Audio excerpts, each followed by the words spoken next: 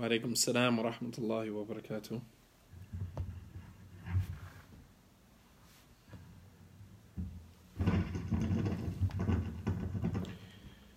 الحمد لله رب العالمين والصلاة والسلام على أشرف الأنبياء والمرسلين وعلى آله وأصحابه أجمعين. Alhamdulillah, continuing with our series, Building Resilience in Ramadan, through the dua of the prophets and messengers in the Quran. Alhamdulillah, that's great. That's great. I'm hoping that everyone benefited. I know I tremendously benefited from reviewing and going over some of the supplications of the prophets and messengers in the Quran. Revisiting some of the situations that drove them to make these, very powerful dua, these very powerful supplications. And inshallah ta'ala, we will continue. We will continue as much as I can. Believe it or not, each and every one of these lectures are prepared the day of. So this is not something that I did previously. I've never done this previously. And each and every day that we start up the class, or I start recording, I probably just finished putting the final touches on the lecture before we even begin. So all of this is organic. None of this is pre-prepared, right? This is all organic. Alhamdulillah, whatever khair, whatever good Allah subhanahu wa ta'ala facilitates for us as a result of, studying this, then alhamdulillah, that's from Allah subhanahu wa ta'ala. So today, inshallah, we're going to cover, this is dua number 17. Yesterday I made a mistake. I said it was dua 15, when in fact yesterday was dua 16, and today is dua number 17. All right, and tonight is the 19th night of Ramadan. All right, and so we have going tomorrow night will be the beginning of the first 10 nights of Ramadan. And so I'm hoping that, we are making preparations to, do more, engage more in ibadah, engage in more,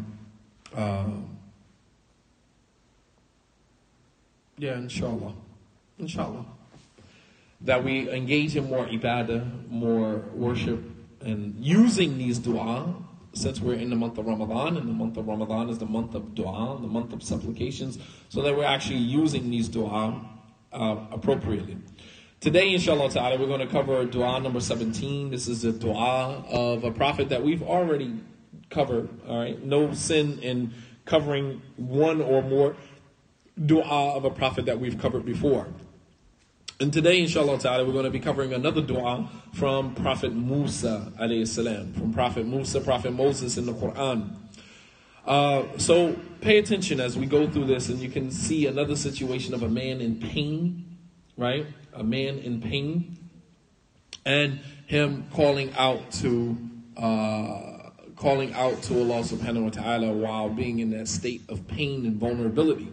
As we're going to see Musa, alayhi salam, Musa, yes, we're streaming live on Periscope as well. For those of you on Facebook Live, if you would like to go to Periscope, it's on Periscope as well.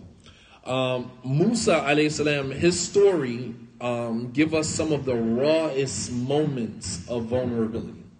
All right, many of us may not understand what I mean when I say vulnerability. When you are vulnerable, your rawest moment of vulnerability.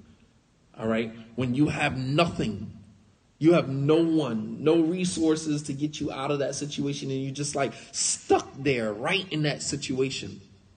When Musa alayhi salam ran from Egypt, all right, think about somebody on the run.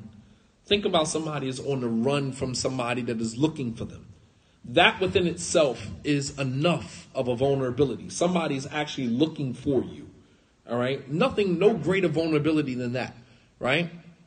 Other than being in love. Obviously, love is the greatest vulnerability. Right. Love is the greatest vulnerability. You have to let your guard down, and you have to let somebody see you completely unclothed, beyond the mask, beyond the cape, beyond all of the armor that we wear, to shield us and guard us and protect us from the world. Right? If you want to be in love with someone, then you have to kind of take all of that armor off, and you got to take off the mask. You got to take off the cape. You got to take off the facade, and you got to let the person see you in your complete state of vulnerability. And then on top of all of that, then they got to make the choice whether or not they want to love you like that or not. That is the ultimate state of vulnerability. Love is the greatest vulnerability. Make no mistake about that. Right? You got to take off the mask, you got to take off the cape, you got to take off the armor, all of the things that we use to protect ourselves and guard ourselves from the world, right? The face, the mask that we put on every morning, we put on this mask, right? We put on armor to guard ourselves from the blows of the society that we live in, right? We put on a cape because we want everybody to believe that we're strong, we got it all under control, right? If you want to be in love, you got to take all of that off. And then you got to stand there completely naked for the person to see you in your rawest state of vulnerability. Raw. And then after seeing you in your rawest state of vulnerability, then they can make a decision whether or not they choose to be with you. That's another level of vulnerability. That is a whole other level of vulnerability that many people cannot handle, which is why we lie. We finagle our way around trying to create a facade. And then once we get in a relationship with you, then you show your true colors because now we're already in the relationship, right? And if the person decides to pull out because you're not who you said you were from the beginning, then they are wrong, right? Then they are wrong. So, there are moments of raw vulnerability. And when Musa alayhi salam fled Egypt, when he ran from Fir'aun, fleeing Egypt and his people, leaving behind everything that he knew. He left his home, he left his mother, he left his siblings, he left everything that he grew up knowing, running with his life, fleeing with his life. That is a vulnerability. Self is a vulnerability. What did I do?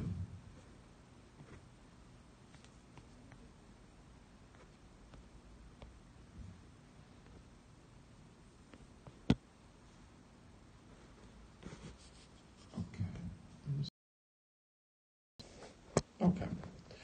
So that is a state of vulnerability. And Musa alayhi salam, he found himself alone. All right. Does anyone ever find themselves alone? And I don't mean alone with like you don't have people around you. I mean alone that people are around you, but nobody cares to see you and your situation. You can have people around you all day long, but it's a difference between having people around you and then they have the resources to get you out of that situation and people around you that are just watching you drown right in front of them. And nobody can help you. Nobody can hear you. Nobody can see you. Nobody cares or gives a damn about you. That is the ultimate state of vulnerability. Because everybody sees your situation, but nobody lifts a finger to help you. Nobody can help you. Right? And Musa alayhi salam, he was in that situation, man. Nobody to call. Right? Nobody who seems to care about your situation. All right, no resources to help you bail you out. You understand? You are in the most vulnerable situation, raw state of vulnerability. And many of us have experienced this or are experiencing this. And if you have never experienced it in this life, you will most certainly experience it in the hereafter. There are most certainly. It's not that people are selfish. It's just that nobody can hear your cries as your creator can. You're crying out for help. And the person hears you, but they don't understand the intensity of your cries and your cry for help. Allah subhanahu wa ta'ala is the only one that knows your heart and what you actually require in that moment. No other human being can read your emotional language. Emotionally, you're crying out for help, right? Sometimes children, they are crying out for help in school. They need help. They want attention. They need somebody to see them. They're drowning right in the front of the classroom and nobody can hear or see them. Right? And we don't know, other people don't know how to read what you need. So it's not that people are selfish or that they don't care. It's that some people don't understand the magnitude of what you are going through at that particular moment in your life. You can say till you're blue in the face, I'm struggling right now. I'm on the brink of this or that. But the person doesn't really understand the intensity and the magnitude of what you are going through like you do and like your Creator does. All right? So many of us have experienced this in this life. And if you have not experienced this level of vulnerability, if you sit from a place of privilege and say, well, I have no recollection of what he's talking about. I've never been there, unfortunately for me. Alhamdulillah. If you've never experienced that in this life, trust and believe you will experience it in the hereafter. The Prophet ﷺ, he said, يَتْبَعُ الْمَيِّتْ ثَلَاثًا. There are three things that follow the deceased to his or her grave. Three things that follow you to your grave. He said, فَيَرْجِعُ إِثْنَانِ وَيَبْقَى مَعَهُ وَاحِدٌ. He said, two things return back and one of them remains with him in his grave. Three things follow the deceased person to their grave. Two things go back and one of them remain with him. He said, يَتْبَعُهُ أَهْلُهُ وَمَالُهُ وَعَمَلُهُ. Three things that follow you to your grave is your family, your money, and your deeds. These are the three things that follow you. Every person that dies, there are three things that follow you to your grave. Your family, and that's provided they ain't got to go back to work, provided they don't have some other important thing to do. You can't imagine how many people we pray over them and we say, all right, we're taking the body to the gravesite, and 60-70% of the family members don't even go to the gravesite to see their family member buried in the ground, believe it or not.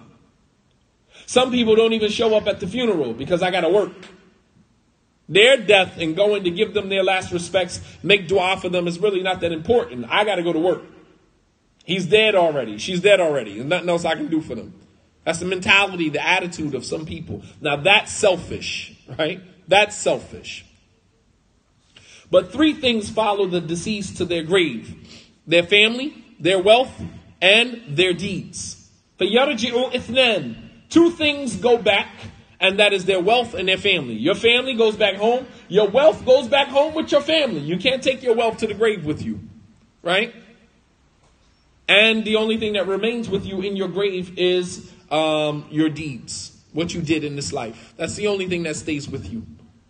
But your family and your wealth go back. They return. That's the ultimate vulnerability, because the one thing that we think can get us out of every situation is our family and our resources, our financial resources, our financial gain, right? We put so much hope in that. My family is going to be there for me. My family is going to do this for me, right? Which is why Allah subhanahu wa ta'ala says in the hereafter that a man will run from his mother and his father. يوم يفر المرء من أخيه وأمه وأبيه وصاحبته وبنيه لكل امرئ منهم يومئذ شأن يغني. That on the day when a man will run from his father, run from his mother, and from his family members, his siblings, his friends, because every soul on that day will have enough to worry about than to be worrying about somebody else. So that's a vulnerability, right? Allah subhanahu wa ta'ala says in the Quran about those who receive their book in their left hand, giving us a glimpse into their state of anxiety and complete raw vulnerability. Pay attention. Allah subhanahu wa ta'ala says, وَأَمَّا مَنْ أُوتِيَ كِتَابَهُ بِشِمَالِ. And as for those who receive their book in their left hand, فَيَقُولُ يَا لَيْتَنِي لَمْ أُوتِيَ كِتَابِيَ. They will say, I wish I had never even received a book to begin with. I wish I had never even received a book to begin with. وَلَمْ أَدْرِ مَا حِسَابِيَ. I didn't even know I was going to be held accountable. Right? Because just completely oblivious in this life. Know about everything else. Know about the stats on LeBron James and the playoff, right? Know about this and that. We'll know about what's going on with Kim Kardashian and Beyonce and the next this and the next that, the next rap beef. They know about everything else, but you didn't know there was going to come a day where God was going to call you to account for everything that you did and everything you said in this life. God was going to hold you accountable for every blessing that you enjoyed that he gave you. Allah subhanahu wa ta'ala, you didn't know that, but you knew everything else. MashaAllah. That's an excuse for you on the day of judgment. You knew about everything else this world, all the information that this world had to offer, you knew about, but you didn't know that you were going to be held accountable, right? The Prophet Allah subhanahu wa ta'ala said that they say, وَلَمْ أَدْرِ مَا حِسَابِيَا, I didn't know I was even going to be held accountable. يَا لَيْتَهَا كَانَتِ الْقَاضِيَةِ, I wish I could just be destroyed and get it all over with. Then Allah subhanahu wa ta'ala says, مَا أَغْنَى عَنِّي مَالِيَا, my wealth cannot help me. My money can't help me. Resources to no avail. مَا أَغْنَى عَنِّي مَالِيَا هَلَكَ عَنِّي سُلْطَانِيَا, I have no authority and my wealth can't help me. This is the rawest state of vulnerability for a human being. That all of your financial resources and material gains can't be of any benefit for you, nor can your authority. In this life, you was a police officer. In this life, you was a judge. In this life, you had your PhD. In this life, you had your MD. In this life, you was a teacher. In this life, you was a principal. In this life, you was the imam. And all of these different positions that we feel give us so much authority. Halaka anni sultaniya, my authority will avail me nothing today. You are vulnerable. All right? Allah subhanahu wa ta'ala captures the state of despair of Musa in these few moments, in these few ayats. Allah subhanahu wa ta'ala captures a whole state of despair of Musa alayhi salam. And these are usually situations wherein people have reached the point of giving up. People have literally reached the point of giving up, right? The rawest form and of vulnerability where people have literally fallen into a state of despair where they believe that nothing or no one can get me out of this situation and they're ready to just give up. Totally neglecting the mercy of Allah subhanahu wa ta'ala. Totally forgetting about the fact that Allah doesn't put on you more than you can bear. You have allowed your current situation to define your relationship with Allah subhanahu wa ta'ala. Because Allah has not gotten me out of this situation, Allah doesn't exist. All of the things that Allah promised us, maybe He promised that for everybody else, but for me, He has given up on me. For me, He's not going to do anything for me. For me, He can't get me out of this situation. For me, He won't do this or do that. You have given up. Given up. And Allah subhanahu wa ta'ala says in the Quran, وَلَا تَقْتُلُوا أَنفُسَكُمْ إِنَّهُ كَانَ بِكُمْ رَحِيمًا. Allah subhanahu wa ta'ala said, don't kill yourselves. وَلَا تَقْتُلُوا أَنفُسَكُمْ. Don't kill yourself. You are killing yourself right now by telling yourself that my life is over with. There's no way out of this situation for me. Nothing God can do right now to help me. You are killing yourself right now with despair, with grief, with anxiety, with fear. Stop killing yourself. وَلَا تَقْتُلُوا أَنفُسَكُمْ.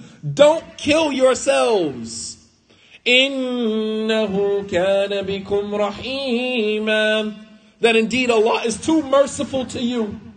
Allah is too merciful to you. Don't kill yourself. Allah is too merciful to you. Because the fact of the matter is that no matter what your situation is right now, it could always be worse. We say, it can't get any worse than this. Oh yes, it could. Indeed, it could. But when we are on the brink of despair and we are at the rawest state of vulnerability, that is where Shaitan strikes the hardest. Yeah. Shaitan waits for you to be in those moments of raw vulnerability. Vulnerability, Shaitan waits for those moments because that is his key to strike. Allah subhanahu wa ta'ala says in the Quran, كَمَثَلِ الشَّيْطَانِ إِذْ قَالَ لِلْإِنسَانِ اكْفُرْ فَلَمَّا كَفَرَ قَالَ إِنِّي بَرِيءٌ مِّنكُمْ إِنِّي أَخَافُ اللَّهَ رَبَّ الْعَالَمِينَ. Allah subhanahu wa ta'ala said, and like shaitan, pay attention to this creature. Pay attention to your enemy. Know your enemy. Know your enemy. Allah subhanahu wa ta'ala said, كَمَثَلِ الشَّيْطَانِ إِذْ قَالَ لِلْإِنسَانِ اكْفُرْ. And it is just like when shaitan says to the human being, just disbelieve. Just give up. Disbelieve. God doesn't exist. Allah doesn't care about you. Allah doesn't hear you. Allah is not going to forgive you. Allah is not going to make a way out of this situation for you. Why does Allah care about you? He catches you in your raw state of vulnerability. كَمَثَلِ الشَّيْطَانِ إِذْ قَالَ لِلْإِنسَانِ اكْفُرْ. It's like shaitan when he says to the human being, just disbelieve. Disbelieve. Give up. These are the Muslims who decide, you know what? I'm done with Islam. I'm taking off my hijab. I'm done with Islam. I take off my thobe. I don't want to identify as Islam anymore. I'm done with this religion. I tried it. It hasn't worked out for me. The reason why Islam has not worked out for you is because you try to work Islam instead of letting Islam work for you. That's the problem. You don't follow the protocol. You don't let the system work for you. You don't let Islam work for you. You try to work Islam. You busy trying to work Islam instead of letting Islam work for you. We don't stick with the process. We don't trust the process. And so when we try to work Islam and it doesn't seem like it's working for us, then we abandon it altogether. Something is wrong with this religion. No, something is wrong with you. Nothing wrong with this religion. Religion is perfect. I can guarantee that. Allah subhanahu wa ta'ala said, الْيَوْمَ أَكْمَلْتُ لَكُمْ دِينَكُمْ وَأَتْمَمْتُ عَلَيْكُمْ نِعْمَتِي وَرَضِيتُ لَكُمُ الْإِسْلَامَ دِينًا. That this day I have completed my favor upon you. I have perfected for you your religion, and I am pleased for you. I am pleased with Islam for you as your deen. Ain't nothing wrong with this deen. Nothing wrong with Islam. Something wrong with you. Real talk, man. Something is wrong with you. We trying to finagle. We trying to make the religion, tweak it to work for us. And then we say, oh, the religion ain't working for me. Nah. It's not that Islam not working for you, right? You are not working for Islam. You are not working for your own salvation, man. And then we give up. And shaitan is right there at that moment of raw vulnerability. Allah subhanahu wa ta'ala said, it's like shaitan, right? It's like shaitan when he comes to the human being and says, disbelieve. Right? And then Allah says, فَلَمَّا كَفَرَ. And then when he finally gets you to disbelieve, when does shaitan come to you to tell you to disbelieve? When does shaitan come to you and tell you to? Does he come to tell you to disbelieve in Allah when you're at your highest state of faith? When you're at the pinnacle of your faith and your belief in Allah? No. Shaitan crosses the other side of the street when he sees you coming. As he did with Umar bin al-Khattab radiallahu ta'ala anhu. The Prophet sallallahu alaihi wasallam said that Umar, يَخَافُ مِنْكَ كُلَّ أَحَدٍ حَتَّى الشَّيْطَانِ. Everyone is afraid of Umar, including Shaitan. When Umar walks down the street, Shaitan sees Umar coming. Shaitan takes another path. Shaitan doesn't come to you when you're at your highest state of faith. He comes to you when you are at your rawest moment of vulnerability. Understand? And then when you disbelieve, فَلَمَّا كَفَرَ. And then when you disbelieve, right? قَالَ Shaitan, he says what? إِنِّي بَرِيءٌ مِّنكُمْ. I'm free from you. I'm done with you. Inni akhafullah. I actually fear God. Shaitan says, I fear God. I am in fear of Allah. He got you to leave Islam, got you to disbelieve in Allah, played on your state of vulnerability. Right? And it is during these moments that Allah subhanahu wa ta'ala's response is near. Understand that. It is during your rawest moments of vulnerability that you have a special place with Allah subhanahu wa ta'ala. As I said before, Allah is with those who are broken. Allah is with those who are broken by your circumstance, by your situation. Allah is there, waiting for your call, waiting for you to recognize him in that very weak moment. And we have to learn how to create exits through our darkness by relying on the light of Allah. Understand? You understand? We have to learn how to create exits in our darkness using the light of Allah subhanahu wa ta'ala. Create exits in your darkness. Poke holes in your darkness by way of your belief in Allah subhanahu wa ta'ala. In those raw moments when your life seems to be cloudy and dark, Musa alayhi salam, he turned to Allah subhanahu wa ta'ala, who had been caring for him from the very beginning. Think about the beginning stages of Musa's life, right? When Allah subhanahu wa ta'ala, وَإِذْ أَوْحَيْنَا إِلَىٰ أُمِّ Musa, when Allah says, and remember when we inspired the mother of Moses to throw him into the Nile River. أَنِّقْذِ فِيهِ فِي التَّابُوتِ فَقِذِ فِيهِ فِي الْيَمِّ. Throw him into the Nile River.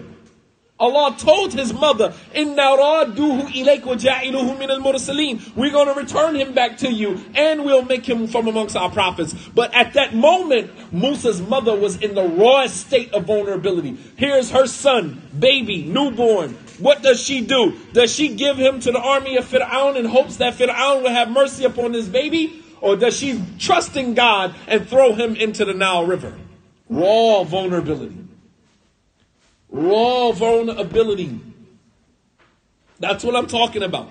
In your rawest form of vulnerability, what does she do? Close her eyes and just throw the baby into the Nile River in hopes that Allah will follow up on his promise. Allah will come through on his promise. That's all we're doing our entire lives. We don't know for surety that paradise and hell exists. We don't. We never seen it with our eyes. We going off of what Allah told us in this final revelation. But we close our eyes and we hope that it's there. And we do what we do in hopes that Allah subhanahu wa ta'ala will come through on his promise. That is faith. That is faith. That is belief in Allah subhanahu wa ta'ala. I don't have anything other than that. I got God's word. That's it. I don't have anything else. Every single one of us right now, all you are working with is God's promise. That's it. You have nothing else. You have nothing tangible. Nothing that you can see with your eyes. The Prophet ﷺ said, In Jannah, مَا لَا عَيْنٌ رَأَتْ وَلَا أُذُنٌ سَمِعَتْ وَلَا خَطَرَ عَلَى قَلْبِ بَشَرٍ. That in Jannah is something that no eye has ever seen, no ear has ever heard, and no heart can ever conceive. Understand, we are working on promise, divine promise from Allah subhanahu wa ta'ala. That's it. That's vulnerability. You don't think Allah subhanahu wa ta'ala is going to help you, get over that vulnerability? Absolutely. That's it. So Musa, who Allah subhanahu wa ta'ala has been catering to him, taking care of him from the very moment that he was born, throwing him into the Nile River, only to be found by Asiya, right? Who's living with his potential enemy in the future, right? Asiya is married to Fir'aun's future enemy. You are being catered for. You are being catered to by your own enemy. Tell me God didn't have you from the very beginning. You were raised and nurtured in the home of the individual who was later on going to become your arch enemy. If that is not a promise to the individual that Allah subhanahu wa ta'ala got you, that Allah can cause your own enemy to bring you comfort in your times of vulnerability.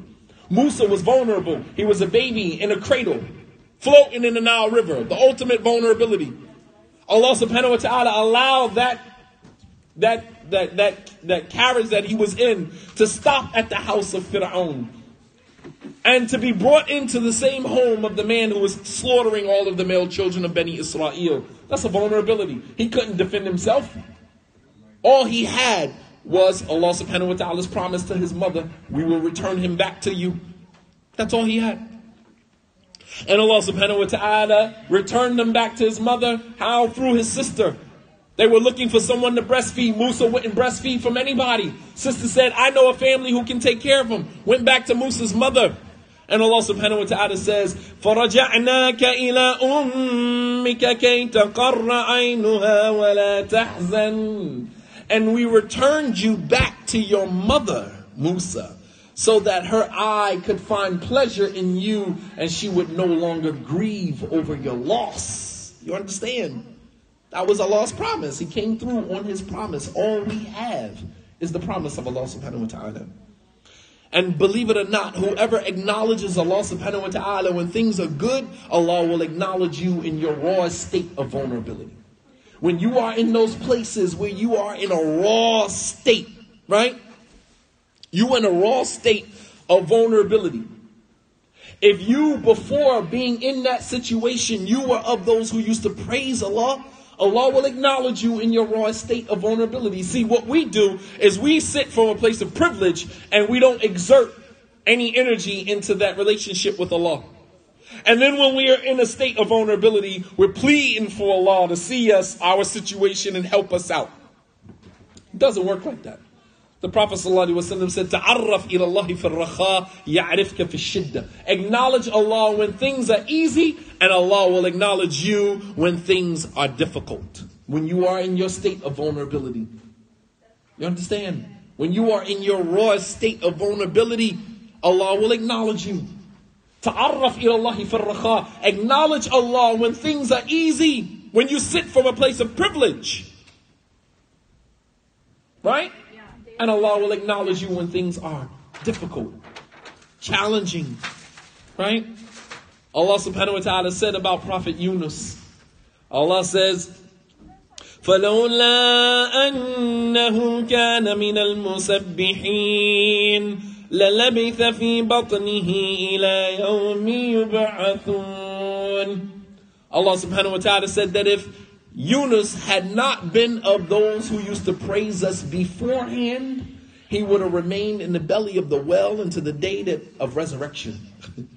He would have stayed there. But what helped Musa to be heard by Allah in that state of vulnerability is that he used to praise Allah before he got into that state. You see how that works?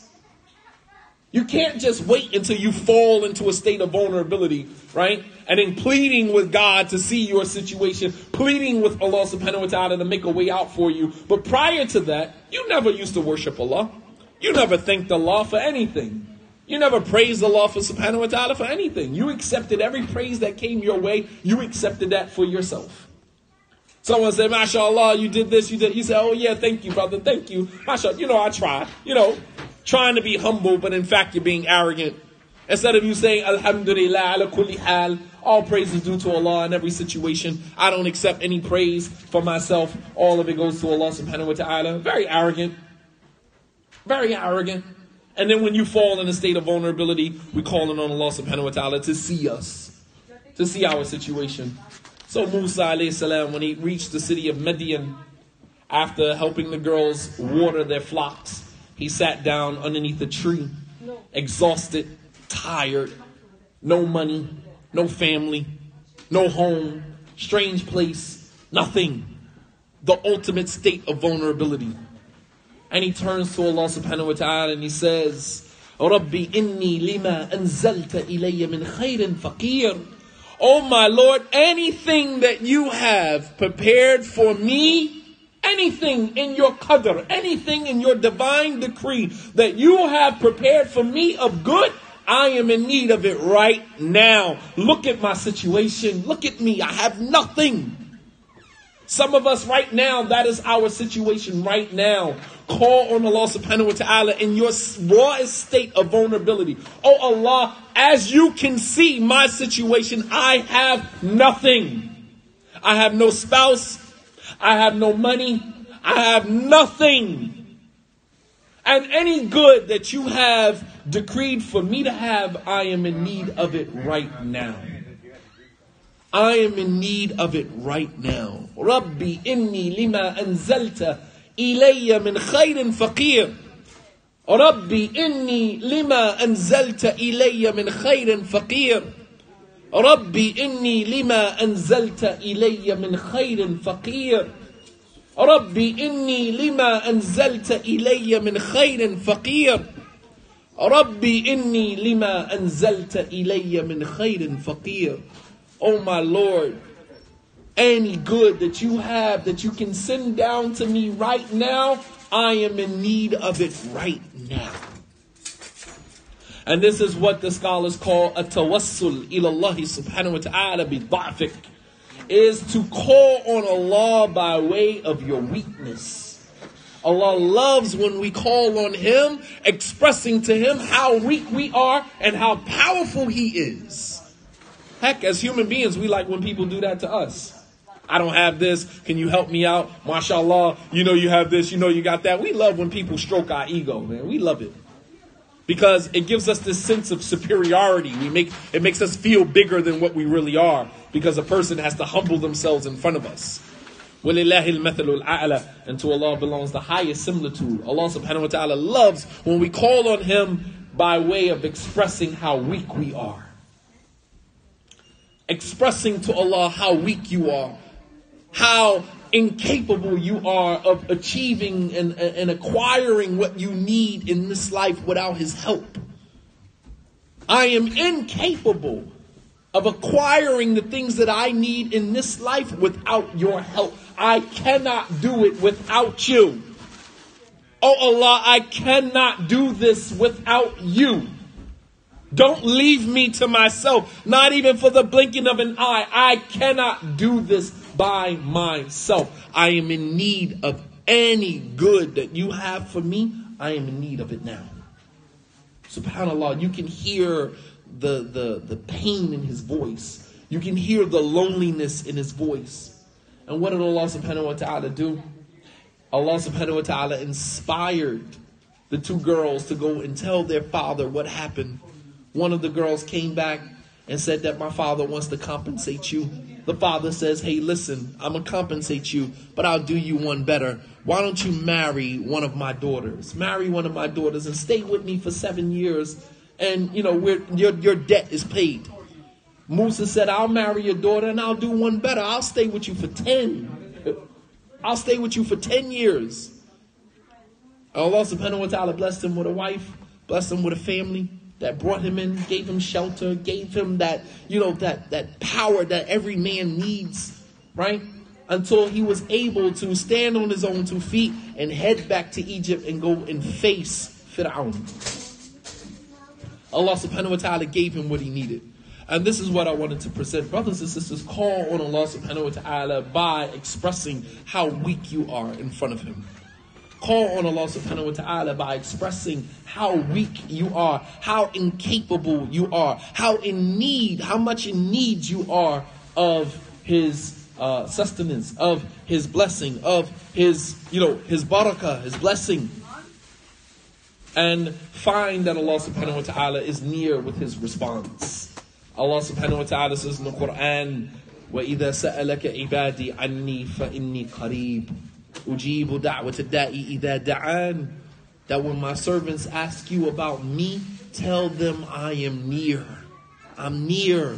I'm close. أُجِيبُ دَعْوَةَ الدَّاعِ إِذَا دَعَانِ. I respond to everyone that calls on me. I respond to everyone that calls on me. I'm there. Qareeb. I respond.